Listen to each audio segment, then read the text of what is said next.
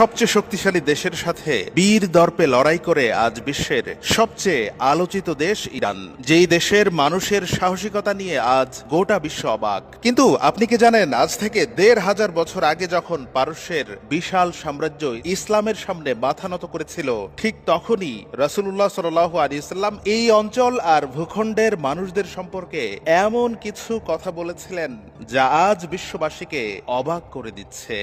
রাসূল সাল্লাল্লাহু আলাইহি ওয়াসাল্লামের ভবিষ্যৎবাণীর সাথে আজকের বাস্তবতা হুবহু মিলে যাচ্ছে।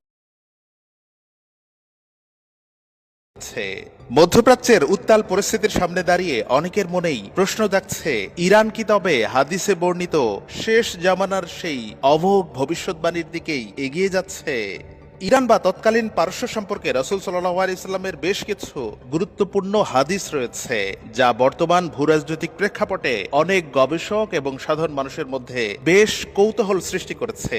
যেমন সহিহ মুসলিমের একটি হাদিসে রাসূল সাল্লাল্লাহু আলাইহি ওয়াসাল্লাম ইরানি বা পারস্যের মানুষদের সততা, নিষ্ঠা ও যোগ্যতা সম্পর্কে একটি অবিশ্বাস্য ভবিষ্যৎবাণী করেছিলেন। হাদিসটি বর্ণনা করেছেন হযরত আবু হুরায়রা রাদিয়াল্লাহু তাআলা আনহু। তিনি বলেন, আমরা একদিন রাসূল সাল্লাল্লাহু আলাইহি ওয়াসাল্লামের সাথে বসেছিলাম। এমন সময় তার উপর সূরা জুমা অবতীর্ণ হয়। রাসূল সাল্লাল্লাহু আলাইহি ওয়াসাল্লাম আমাদেরকে সূরার আয়াতগুলো বলছিলেন।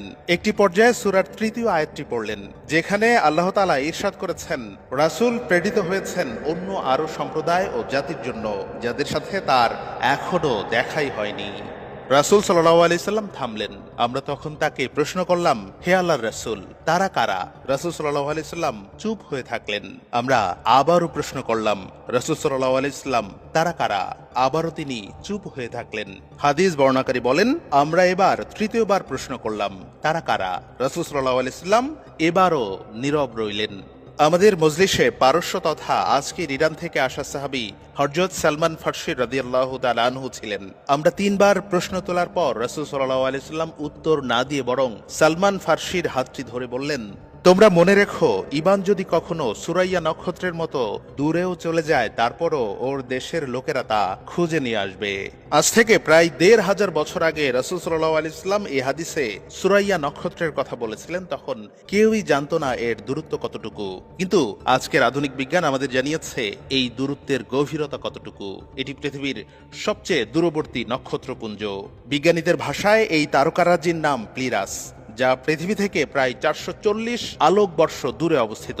অর্থাৎ সেই যুগে এমন এক দূরত্বে উপমা দেওয়া হয়েছিল যা মানুষের কল্পনারও বাইরে ছিল। অথচ সেই অকল্পনীয় দূরত্ব থেকেও পারস্যের লোকদের ঈমান অর্জনের কথা বলেছেন স্বয়ং রাসূল সাল্লাল্লাহু আলাইহি ওয়াসাল্লাম। এই হাদিসের ব্যাখ্যায় মুহাদ্দিসরা বলেছেন, ইসলাম